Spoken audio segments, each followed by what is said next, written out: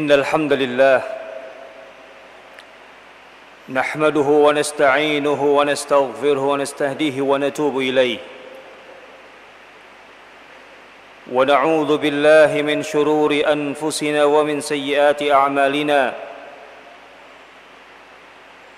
من يهده الله فلا مضل له ومن يضلل فلا هادي له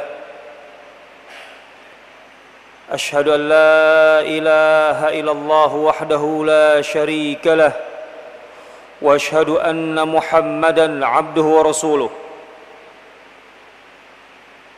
الذي أرسله الله رحمة للعالمين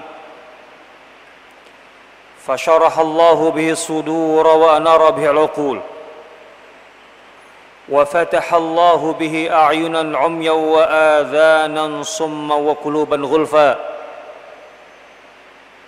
فصلوات الله عليه وعلى آله وصحبه ومن استنى بسنته واتبع هداه إلى يوم لقائه فيا أيها المسلمون أوصيكم وإياي بتقوى الله فقد فاز من اتقى كما قال الله عز وجل في محكم تنزيله أعوذ بالله من الشيطان الرجيم يا أيها الذين آمنوا اتقوا الله حق تقاته ولا تموتن إلا وأنتم مسلمون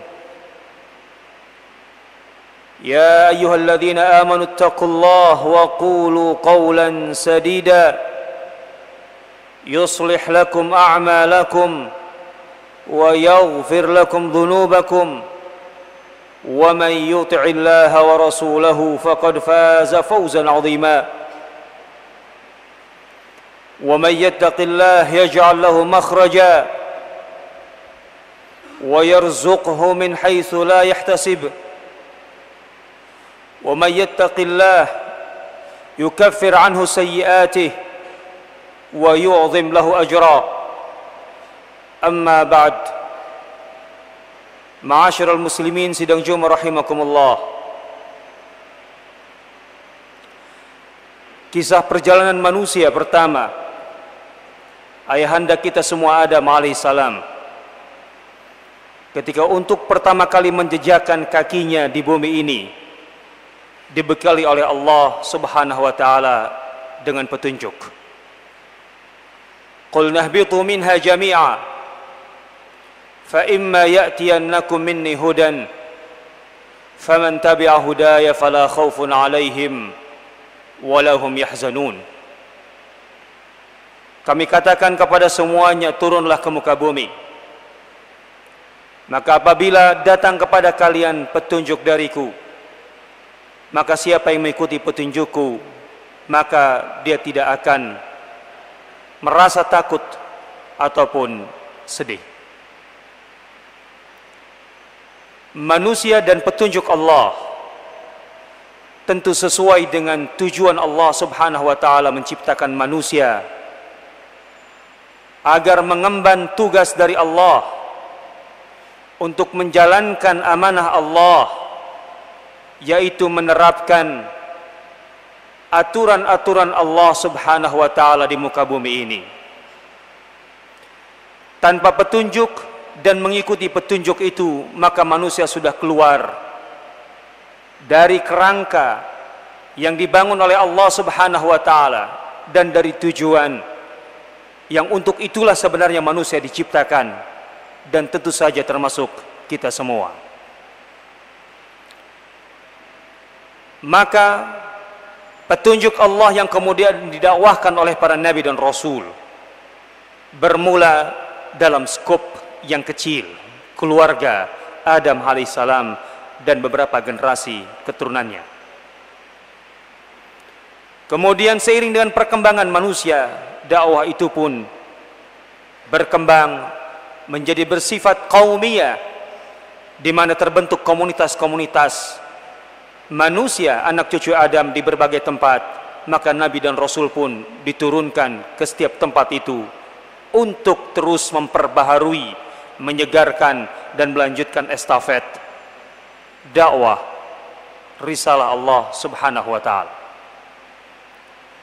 Dan itu berlanjut sampai Nabi Nuh alaihissalam dan beberapa generasi berikutnya, sampai ketika dakwah ini, petunjuk Allah ini, sebagaimana tujuan utamanya adalah sebagai pedoman bagi seluruh manusia, dan manusia sudah tersebar di berbagai negeri yang begitu luas, dan jaringan antar satu kelompok dengan kelompok lain terbangun karena hukum hajat manusia, perdagangan, perkenalan, dan lain sebagainya.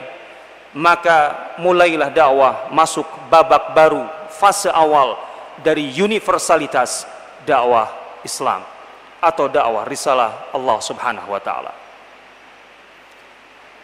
Dan gerbang dari universalitas dakwah ini adalah Nabi Ibrahim alaihissalam. Jelas sekali Allah menyatakan, wa idzibtala Ibrahim rabbuhu bikalimatin fa'atammahun.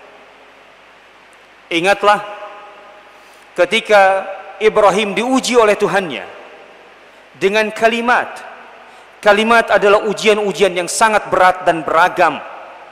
Kita tahu Nabi Ibrahim adalah manusia yang mendapat ujian yang teramat sangat berat dan banyak dalam hidupnya.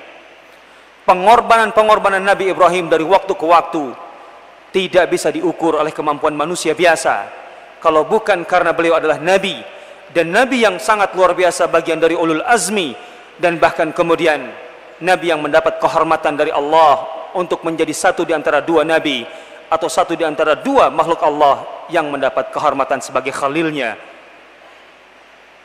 Allah menjadikan Nabi Ibrahim sebagai khalil karena ada suatu tujuan besar, karena suatu persoalan besar, bahwa Nabi Ibrahim kemudian dengan ujian-ujian itu oleh Allah diangkat menjadi pemimpin bagi seluruh manusia. Inni ja'iluka linnasi imama. Kepemimpinan dan kepeloporan Nabi Ibrahim tidak lepas dari tujuan besarnya, yaitu memulai fase baru dakwah risalah Allah Subhanahu wa taala di muka bumi ini. Nabi Ibrahim berasal dari Irak, dan kemudian ketika warga Irak, penduduk negeri Irak, tidak lagi menerima dakwah Nabi Ibrahim, meski mukjizat demi mukjizat tampak jelas di mata mereka, mereka menolak, dan satu negeri itu menolak kecuali Lut alaihissalam dan istri Nabi Ibrahim alaihissalam. Maka kemudian Nabi Ibrahim pun hijrah ke Palestina. Disinilah titik awal babak baru dari sebuah fase besar, bahwa risalah Allah masuk fase universal. Nabi Ibrahim dakwahnya tidak terbatas kepada kaumnya saja. Dari Irak beliau berdakwah kemudian di Palestina, dan dari Palestina Nabi Ibrahim sempat ke Mesir, dan kemudian kembali dari Mesir dengan membawa Hajar dan mempersunting Hajar, dan darinya mendapatkan seorang putra Ismail. Dan di saat Ismail alaihissalam masih menyusui, kemudian dibawa pindah ke Mekah, ditempatkan di Mekah. Ini adalah titik kedua yang sangat krusial dalam perkembangan ini. Bagaimana kemudian dakwah Nabi Ibrahim menjadi fondasi dakwah semesta, dakwah universal, risalah Allah Subhanahu wa taala. Makkah atau Hijaz dan Palestina menjadi patok, secara geografis menjadi patok dakwah baru ini, menjadi paksi dakwah ini. Palestina adalah daerah persinggahan yang sangat ramai, dan begitu juga Mekah adalah daerah yang selalu dilewati oleh arus kafilah-kafilah dagang dari utara ke selatan, ataupun dari selatan ke utara, dari Yaman ke Syam, atau sebaliknya, menghubungkan beberapa negeri. Mekah saat itu belum ditinggali, belum menjadi pemukiman, tetapi daerah Mekah adalah daerah yang dikenal oleh setiap kafilah dagang yang melalui wilayah itu. Di sini kita tahu bahwa ketika Nabi Ibrahim menyatakan setelah menempatkan Nabi Ismail alaihissalam, inni askantu min dzurriyyati biwadin ghairi dzi zar'in, sesungguhnya ya Allah, aku telah menempatkan sebagian dari keturunanku di lembah yang tidak bertanaman, tidak ada sumber penghidupan secara normal dan wajar. tetapi inda baitikal muharram, di dekat rumahmu yang suci, di dekat Ka'bah, di dekat Baitullah. Ada tujuan besar yang dikehendaki oleh Allah Subhanahu wa taala, dan tentu saja itu atas perintah Allah, dan itu jelas ketika Nabi Ibrahim dalam waktu yang singkat meninggalkan putranya yang masih menyusui itu Ismail dan istrinya Hajar. Hajar mengejar dan berkata, "Bagaimana Ibrahim kau meninggalkan kami di sini? Bagaimana kami melangsungkan kehidupan ini? Siapa yang akan melindungi kami? Siapa yang mengurusi kami? Siapa akan mencukupi kebutuhan kami?" Dan seterusnya. Sewajarnya seorang istri meminta pertanggungjawaban dari suami. Dan dalam kisahnya Nabi Ibrahim tidak menjawab sepatah kata pun, bahkan tidak menoleh ke belakang mengiba istrinya yang merengek di belakang sana. Sampai di satu titik Hajar yang tentu saja terdidik oleh sang suami bertanya atau mengajukan pertanyaan terakhir, "Allahu amaraka bihadza?" Apakah ini perintah Allah kepadamu wahai suamiku Ibrahim? Apakah ini perintah Allah kepadamu wahai suamiku Ibrahim? Maka Ibrahim menjawab dengan sangat singkat, "An-na'am," iya.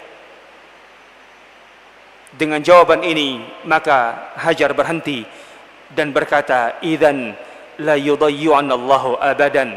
Kalau memang ini perintah Allah, maka pulanglah suamiku.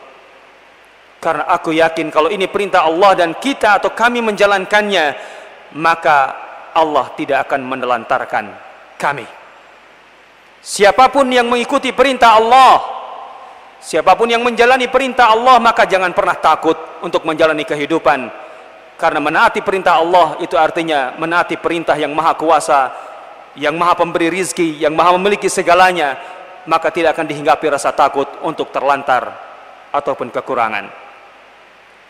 Jelas ada hikmah ilahiyah, ada tujuan yang besar mengapa Allah memerintahkan Nabi Ibrahim untuk menempatkan salah satu sayap keluarganya di Mekah atau Hijaz, dan sayap yang lainnya di dekat Masjidil Aqsa atau di Palestina. Dua sayap ini kemudian berkembang. Nabi Ishak turun ke Nabi Yakub, Nabi Yakub kemudian turun ke Nabi Yusuf, yang kita tahu kemudian hijrah ke Mesir dan semuanya dipindahkan ke Mesir. Dan ketika perkembangan Bani Israel di Mesir semakin buruk, mereka menyimpang dari ajaran Allah, tidak lagi berkomitmen dengan ajaran para nabi yang membimbing mereka. Dan sampai pada titik paling krusial, di saat Bani Israel kemudian bahkan tidak lagi bisa menegakkan syariat Allah, petunjuk Allah di muka bumi ini sebagaimana sebelumnya. Dan karena itu kemudian mereka menjadi bangsa yang terhina di Mesir, diperbudak oleh Firaun, diperlakukan sekeji-kejinya, serendah-rendahnya oleh Firaun. Maka kemudian Allah menyelamatkan mereka melalui Nabi Musa alaihissalam, dan kemudian Nabi Musa atas perintah Allah membawa kembali Bani Israel ke Palestina, bukan untuk sekedar menyelamatkan mereka dari angkara Firaun, tapi lebih dari itu adalah untuk kembali mengusung amanah dari Allah, menjadi model bagi seluruh manusia bagaimana seharusnya menjalani kehidupan berdasarkan petunjuk Allah. Itulah hakikat keutamaan Bani Israel. Wa faddalnakum 'alal 'alamin. Ketika Allah mengatakan bahwa kami mengunggulkan kalian wahai Bani Israel ke atas bangsa-bangsa di dunia, itu bukan keunggulan ras. Itu bukan keunggulan yang berdasarkan kekelompokan, tetapi karena mereka mendapatkan kehormatan untuk menjadi model yang menjalankan amanah Allah, menerapkan syariat dan aturan Allah di muka bumi ini bersama para nabi mereka. Tapi itulah yang kemudian gagal atau lebih sering gagal dicapai oleh Bani Israel dari waktu ke waktu. Nabi-nabi besar mereka, Nabi Musa pun oleh mereka kemudian disakiti. Berkali-kali Nabi Musa dibodoh-bodohi, berkali-kali Nabi Musa ditentang oleh mereka, dan kemudian nabi-nabi yang lain pun demikian, sampai muncul Nabi Daud, Nabi Sulaiman, dan terus menerus sampai Nabi Yahya, sebelumnya Nabi Zakaria, dan terakhir Nabi Isa alaihissalam. Inilah sayap Palestina dari keturunan Ibrahim alaihissalam, sayap Mekah, yang tentu seharusnya ini menjadi dua sayap yang tergabung antara Mekah dan Palestina. mengalami hal yang tidak jauh berbeda. Tidak ada nabi setelah Nabi Ismail di Mekah. Tetapi kemudian masyarakat Mekah, keturunan Ismail dan kelompok-kelompok yang mendukungnya, atau bahkan kemudian menduduki Mekah, Jurhum, Khuza'ah dan lain sebagainya, menyimpang dari ajaran Nabi Ismail. Kemusyrikan menjadi warna yang begitu pekat di Mekah. 360 patung terpancang di sekitar Ka'bah pada masa Nabi SAW muncul sebagai keturunan Ismail yang sah, yang mengembalikan risalah sayap Mekah dalam kancah peradaban dunia sebagaimana yang dimulai Nabi Ibrahim. Di saat Nabi kita Muhammad SAW muncul, atau tepatnya setelah 500 tahun lebih kurang dari Nabi Isa alaihissalam, sayap Mekah diperbaiki. 10 tahun Rasulullah SAW memulai di Mekah sampai pada satu titik, dan di saat yang sama Palestina kacau balau.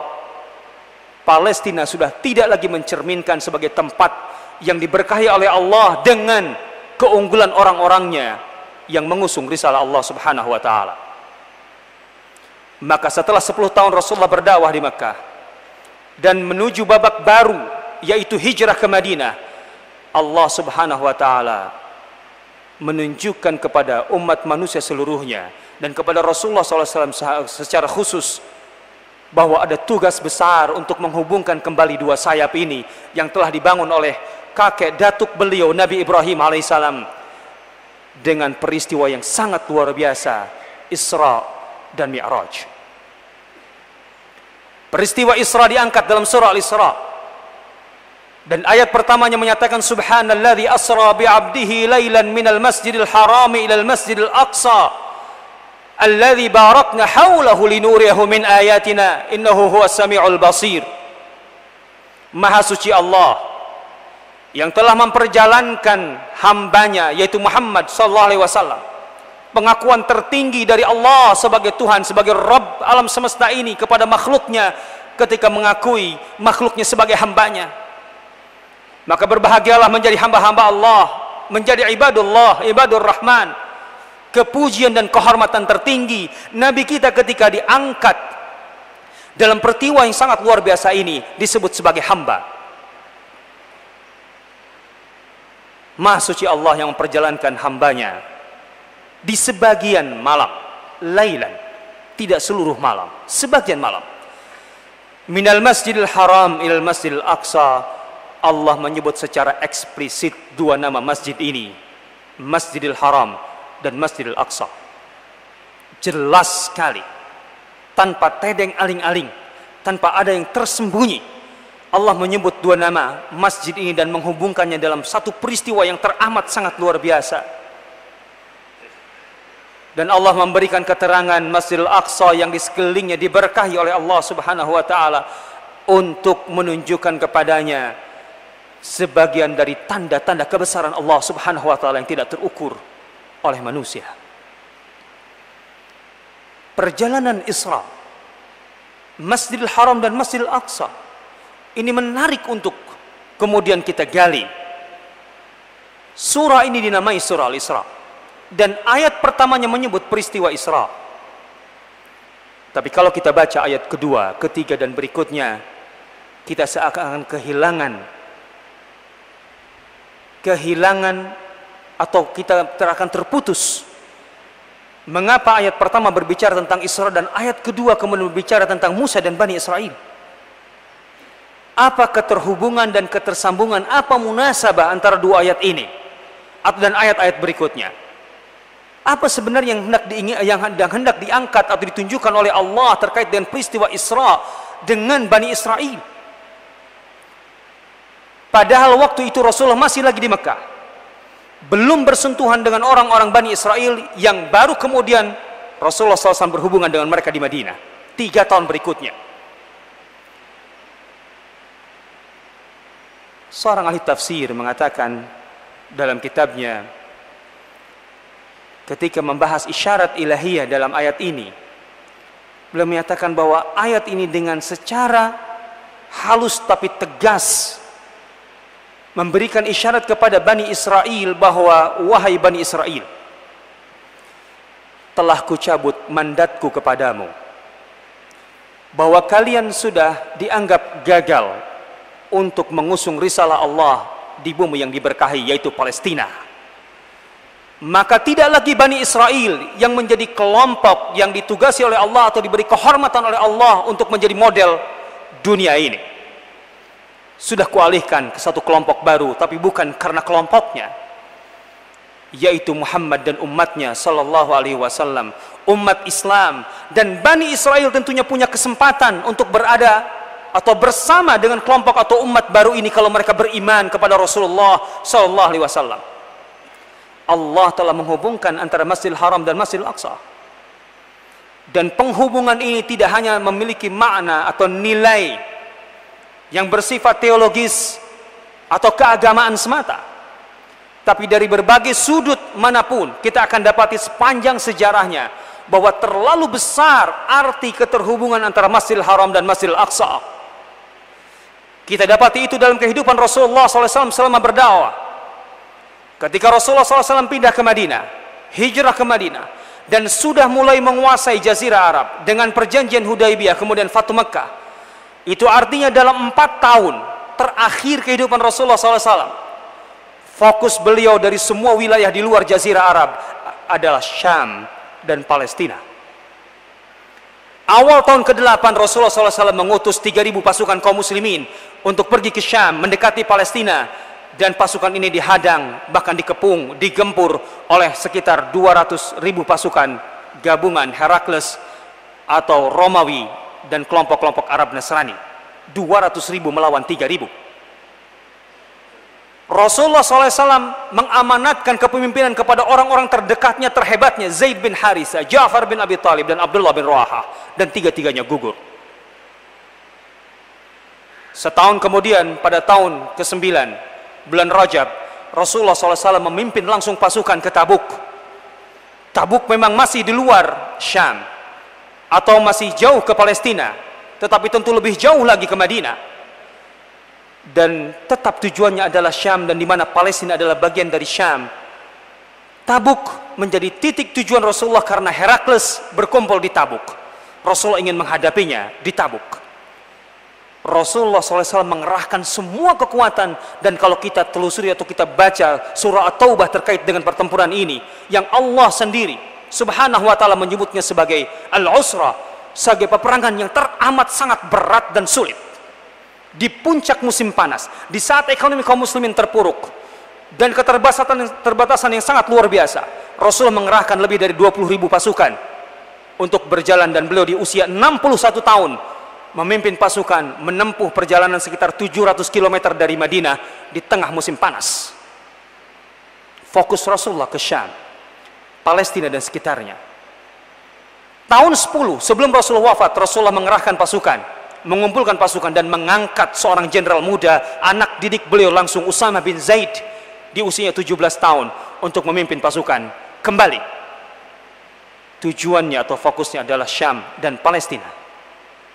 Beliau berpesan, bawalah pasukanmu ke tempat di mana ayahmu gugur, yaitu Zaid bin Haritha, dan teruskan sampai menjejak Tuhum Syam. Tuhum Syam sekarang adalah Gaza dan sekitarnya. Dan itu artinya Rasulullah SAW memerintahkan Usama bin Zaid, jenderal muda 17 tahun, untuk membelah Syam sampai ke ujungnya, sampai ke pantainya, untuk menunjukkan kekuatan kaum muslimin. Sekali lagi, sampai titik ini jelas sekali fokus Rasulullah SAW ke Syam, Palestina dan sekitarnya. Persia belum disentuh Rasulullah SAW. Persia baru tersentuh oleh kaum muslimin di zaman Abu Bakar As-Siddiq dan dilanjutkan oleh Umar bin Khattab. Persia dan Romawi digarap di masa dua khalifah ini, dan kita melihat betapa perhatian keduanya kepada Syam, terutama Palestina, begitu luar biasa. Ada puluhan negeri yang ditaklukkan Umar bin Khattab, tapi hanya Palestina yang Umar datangi sendiri dan menerima penyerahan Palestina dari pemerintahnya atau pemimpinnya, keuskupan Palestina pada saat itu. Umar datang dengan segala ketawaduannya, kesederhanaannya. Bahkan ketika Abu Ubaidah ibn Jarrah menyerahkan kendaraan baru untuk menggantikan untanya, dan baju baru atau jubah baru untuk menggantikan jubahnya yang sudah lusuh dari Madinah. Umar hanya memakainya sesaat dan kemudian mengatakan, kembalikan untaku, kembalikan bajuku, itu adalah kendaraanku dan itu adalah bajuku. Umar menolak untuk menggunakan kendaraan kebesaran, yaitu kendaraan Birdaun, unta kebesaran para pangeran, sebagaimana yang lazim digunakan oleh bangsawan-bangsawan. Umar lebih memilih unta yang begitu sederhana. Dan ketika Umar muncul dan dilihat oleh uskup-uskup, oleh pendeta-pendeta itu, mereka kemudian tertunduk dan menangis, dan mereka berkata, wajar kami kalah, wajar kami kalah, karena yang mengalahkannya adalah ini. Ketika Umar terlihat, mereka mengatakan, kami melihatnya sebagaimana kami mengetahui sifat-sifat Hawariyin, para pengikut setia Isa alaihissalam. Inilah perhatian para khulafa kita. Dan Umar ibn Khattab ketika berhasil menaklukkan Palestina, beliau berhenti, tidak mau melanjutkan perluasan wilayah Islam.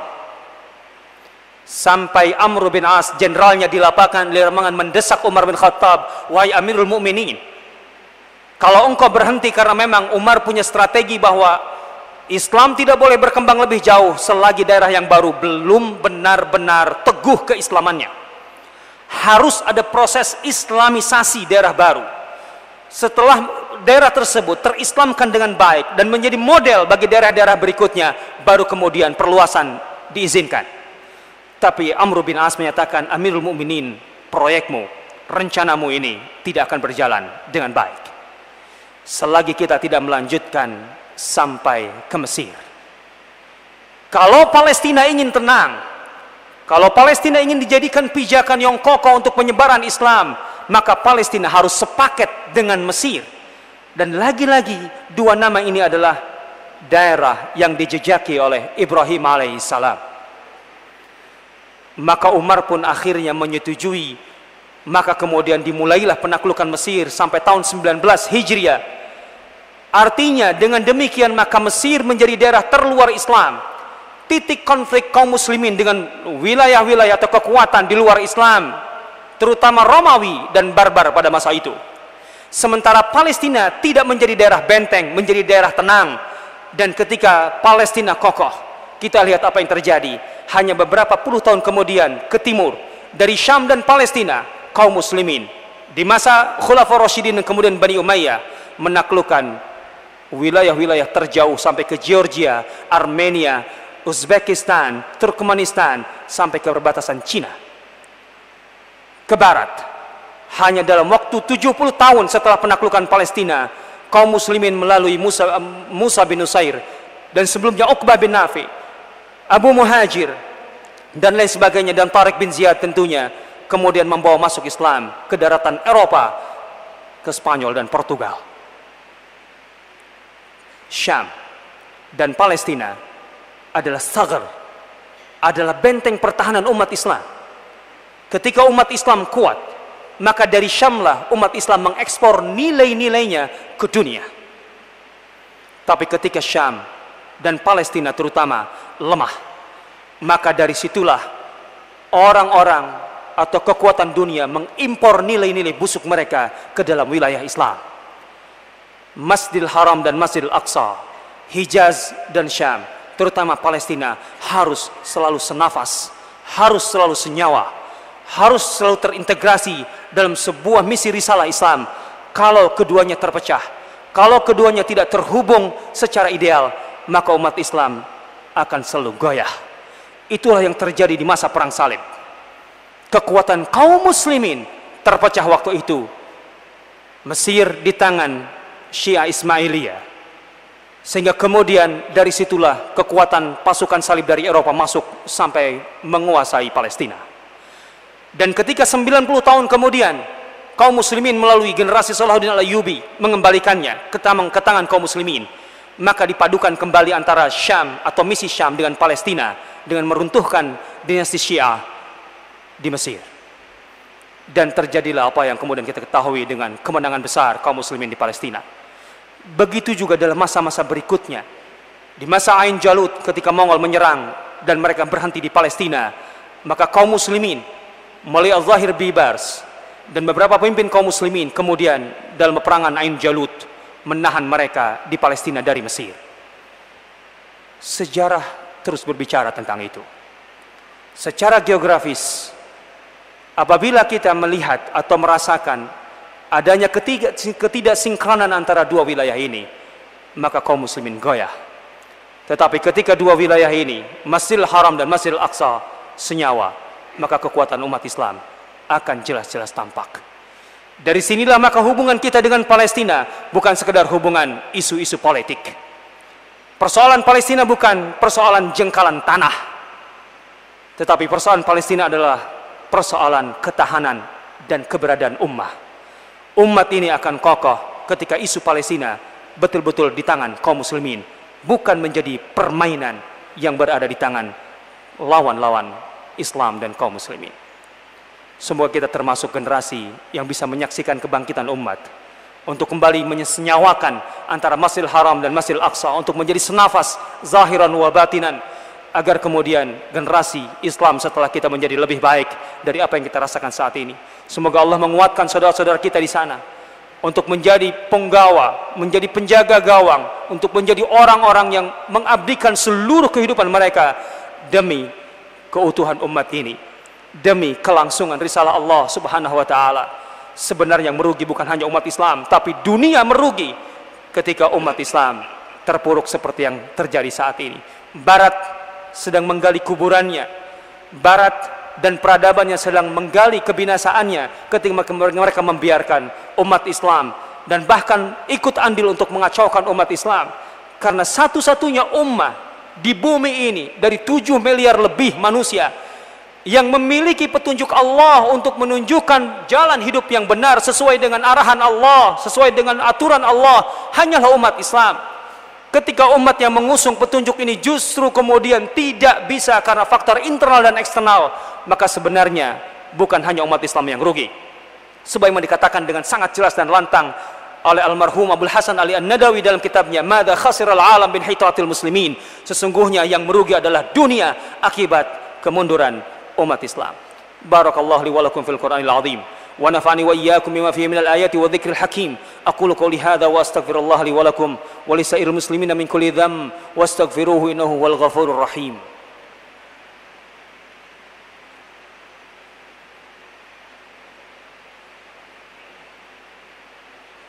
Alhamdulillahi rabbil alamin wal 'aqibatul muttaqin wal 'udwana ila adh-dhalimin. Wassalatu wassalamu ala sayyidil mursalin sayyidil awwalin wal akhirin qaidil ghurril muhajjalin nabiyyina wa habibina wa maulana Muhammadin wa ala alihi wa sahbihi ajma'in wa man istana bi sunnatihi wa tabi'a hudahu ila yaumiddin. Amma ba'd, fa ya ayyuhal muslimun innallaha amarakum amran bada'a fi bi nafsihi wa sanna bi malaikatihi al musabbihati bi qudsihi wa sallasa bina ayyuhal mu'minun innallaha malaikatahu yusalluna 'alan nabiy ya ayyuhalladzina amanu sallu 'alaihi wa sallimu taslima. Allahumma salli ala Muhammad wa ali Muhammad kama sallaita ala Ibrahim wa ala ali Ibrahim fil alamin innaka Hamidum Majid.